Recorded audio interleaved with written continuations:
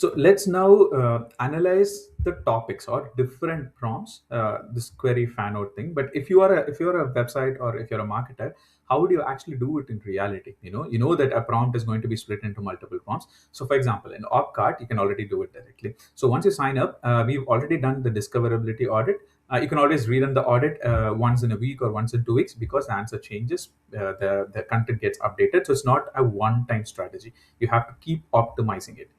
And let's start with brand prompts. So if you know the exact prompt that you can actually look for, so let's start with best mobiles under $500, because we are actually talking about Samsung. That is our test website or a brand that we have took here. So I am gonna optimize. Okay, check for US English and only check for ChatGPT, and then just running it now.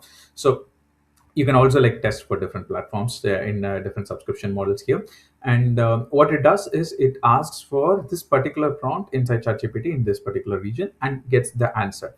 So let's see what happened here. So this is the answer that it actually, okay, Samsung is already listed.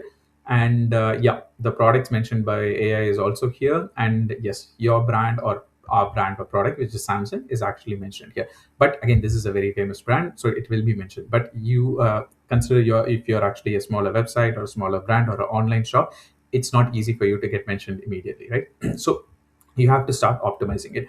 And Opcart already provides you what are all the optimization steps that you have to do to get visible in this particular prompt.